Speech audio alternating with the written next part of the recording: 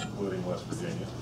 And of course, Baylor had a historic year last year, so it's ironic that that's the first opponent, and also that it's homecoming.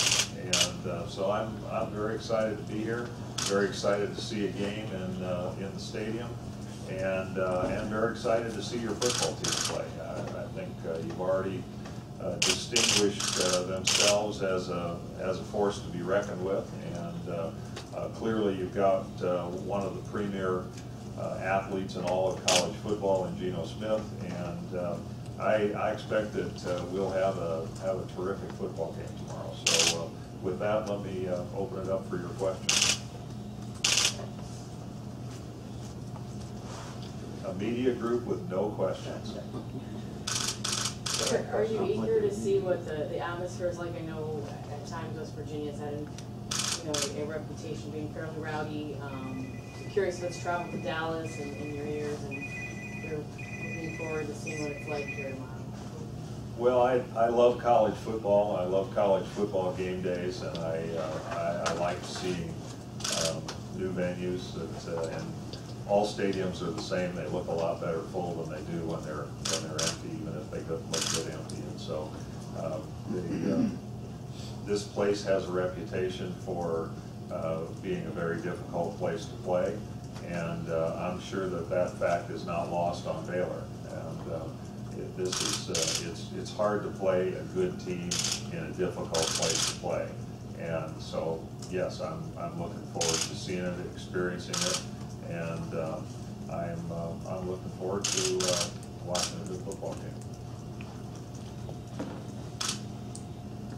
I've been on campus for 35 years, so I seldom have gone to a football stadium where I didn't live and die with the outcome with my team. And very fortunately, as Oliver said, I enjoyed a good 6 years at Stanford, but he can take a little bit of credit for the kind of 6-year period I had, because his son was certainly a big part of why we had the success we had. How important has it been for you guys to continue to come? I mean, you've been here in Morgantown. I know you've only been in the office since like June or something like that, but you've already been here a couple of times. I know you've been going around with the Big 12, but some of your representatives have been here in Morgantown as well. It seems like the Big 12 is making a very clear effort to show your guys' faces around here a lot and be visible. Well, as a new member, I was here in July to participate in the celebration that represented the commencement of West Virginia's participation in the league, and I did likewise with TCU a day before, and so that was obviously a special trip. Ed Stewart from my staff, who manages the football enterprise, was here a couple of weeks ago, and I've gotten to all 10 institutions over the last 4 weeks. And a couple of them I've gone to multiple times, and I expect that I'll be back here again. I'm going to be at Austin next week, so I'll have a chance to see WVU play again next week. And so through a combination of catching teams on the road and catching them at their home venues, I'm going to try and get to every campus for a home game before the end of the season. But once I get through the month of October, it's going to be mostly driven by who's still playing well, and given the quality of the football team at this university, I expect I'll have occasion to come back late in the season. Bob, you've gotten the TV stuff out of the Champion Bowl, or whatever you want to call it, seems to be on track, getting all of that stuff done. Expansion doesn't seem to be a terribly hot topic right now. What is your agenda now? What do you do now to go about, other than just running day-to-day dealings at the conference? I mean, what's on your agenda as far as things to do? Well, it's a great question, and one that I've actually contemplated a little bit. I've put a plan of work together that includes a variety of relatively mundane activities within the conference office. But one of the things that has been evident, I guess, in the first 3 months is the agenda hasn't been my own. I had the television process kind of, I landed right in the middle of that. The BCS process relative to the playoff is still in full bloom, and we've made a lot of progress on it, but we're still spending a great deal of time on it. And I guess my staff is spending some time on it, but most of it is my personal engagement in it. The Champions Bowl, we have a concept and a framework, and we're moving ahead on it, but that's what I was doing yesterday. I was in Charlotte and had meetings with the SEC, both commissioners, both managers of football, and a couple of other associate commissioners and legal staff, just going through the articulation agreements that will govern the bowl, going through the process to consider the 5 candidate cities that we have, the candidate bowls that we have, and talking about how we go about interfacing the television deal for the Champions Bowl with the contracts that we have within the SEC and the Big 12. So, there's the items you mentioned have been big items, and they're going to continue to be big items for a while.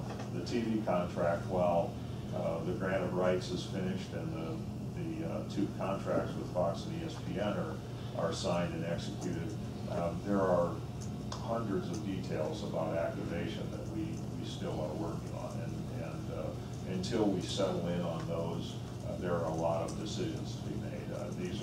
These are documents that run into the hundreds of pages, and so there's a whole lot of flesh there that we have to make sure we understand and have a consistent framework for implementation. So we're sort of in the transitional period between what I was flopped in the middle of and getting those things put to bed.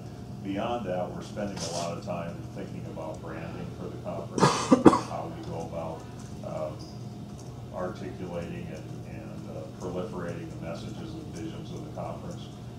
We have some other opportunities that we are working on. We are talking to a couple of conferences about a basketball, preseason basketball alliance competition of one sort or another that we could participate in. We have spent some time talking recently about whether or not any form of affiliate membership should, either for our members or including our members outside, would make any sense. So there's no imperative for that, but we're spending some time talking about it. And in large measure, the agenda going forward is all the things that you mentioned, including bringing those early things to closure. But we need to be about bringing opportunities to our members. That's what the conference office does. We manage the enterprise, but we also should be business development officers on behalf of our universities. And sometimes that's TV contracts. We're going to be spending a lot of time on our bowl alignment, because with the Champions Bowl and the playoff, our bowl alignment is starting in 14 is going to be very different than it is currently in all likelihood. So I'm not having any trouble staying busy, that's for sure. You mentioned fleshing out the details of the TV contract that you've already signed. And one of the things that I have failed to grasp, and no one has been able to give me an explanation, is the process by which Fox and ESPN, at least this year, are afforded their opportunities to take games. They just say that Fox will have an enhanced selection of games this year. How is that process this year, and how will it change next year? Everything so far, virtually everything so far, has been Fox telecasts. I'm not sure if